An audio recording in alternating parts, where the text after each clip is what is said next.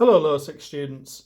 I'm just going to do a quick demonstration with you today on how to measure density. Now, density is a concept you would be familiar with from GCSE and lower down the school. Density is a measurement of the mass contained in a unit volume of a substance, and it is a property of the material itself. Now, I'm going to demonstrate this to you straight away with these two blocks I've got here. Now, as you can see, both these blocks are identical in size, but this one is aluminium and this one is hardwood. And as you can see, if I put the aluminium on the scales, 161 grams, but if I put the wood on the scales, only 33 grams. So obviously the aluminium is much more dense. There is more mass per cubic centimetre in the aluminium as there is in the wood. Now, the standard unit in physics for density is the kilogram per metre cubed, but more conveniently we often use the gram per centimetre cubed. The conversion between the two is that 1 gram per centimetre cubed is 1,000 kilograms per metre cubed. So how do we actually measure density? Well, the first thing that you need to be able to measure the density of an object is the volume. Which isn't always easy. You also need to measure the mass. Now, the mass, as you can see, you can measure on some weighing scales. The volume, well, if it's a regular object, and these are both regular objects, you could measure the volume just by measuring the dimensions. Now, I'm just going to measure the dimensions of this wooden block using a ruler. So, as you can see, here we go. Let me get the ruler straight. Okay, so we've got 5.0 centimetres, 3.0 centimetres, and 4.0 centimetres. I'm sure it's designed like that. So on the calculator, 3 times 4 times 5 is obviously 60 centimetres cubed. And the aluminium is identical shape and size, so that will also be 60 centimetres cubed. Now, if you wanted to do it more accurately, you could, of course, use some vernier calipers, which would get it to the nearest tenth of a millimetre, or you could use micrometer screw gauges, which would get it to the nearest hundredth of a millimetre, but I just did it with a ruler there. So you'd measure for a regular object, you need to measure its dimensions and then work out what the volume is. Obviously, if it's a sphere, you'd use a different formula. You'd use 4/3 pi r cubed for a sphere. For a cone or a cylinder, you would use the suitable formula for the volume once you'd measured the dimensions.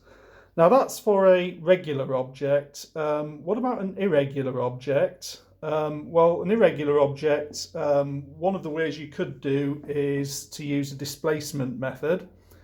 Now, the displacement method would rely on you submerging the object in water. So I've got some water here. I'll just fill it up.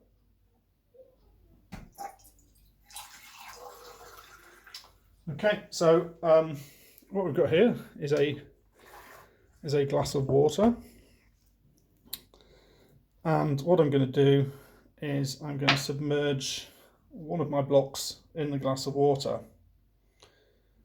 Okay, so if I do that, what you would see is that the level of the water would rise by an equivalent volume to the volume of the object that's been submerged, which you could then measure off the scale. I'm not going to do that because I measured it more accurately before with the ruler when it was 60 cubic centimetres, but that would be the displacement method. You can use something called a eureka can to do this, where it has a spout and you make sure the water's filled up to the spout initially, and then when the object is placed in, the water will drip out, and then you measure the volume of the water that drips out. So you could use a eureka can also to measure the volume of the object. Now, you wouldn't do this with a regular object like this, but you do it with an irregular object.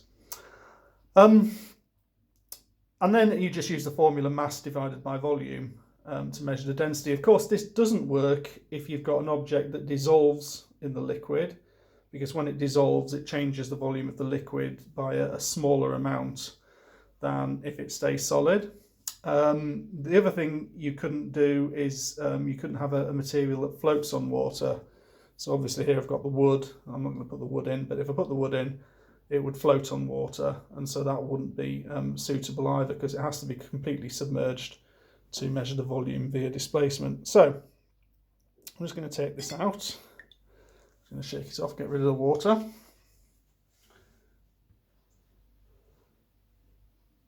So if I want to measure the density of this aluminium block now, all I need to do is measure its mass. So I'm zeroing the scales.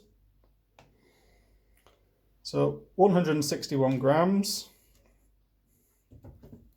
So on my calculator, I'm going to do 161 divided by 60 and change that. And there we go. I get 2.7 grams per cubic centimetre, which is more or less correct for aluminium. So that's the density of aluminium. If I do the same calculation for the wood, that's only 33 grams. So if I do 33 divided by 60, I get 0.55 grams per cubic centimetre. That's actually less than the density of water, which explains why wood floats on water. Water has a density of 1 gram per cubic centimetre. Okay, so that was just a bit of a reminder of what density is and how we measure density. A bit more complicated, what you do have to learn at A-level compared to GCSE is if you've got a substance which is a mixture of two substances, such as an alloy of two metals, and you know what the density of one of the metals is, you know what the density of the other metal is, and then you have to work out what the density is combined. So for instance, bronze or brass, which are alloys of two different substances. Okay, so there will be some notes on that for you to take down, and there'll also be a homework sheet which I would like you to do and complete for Monday evening, please. Okay, that's it. Thank you very much.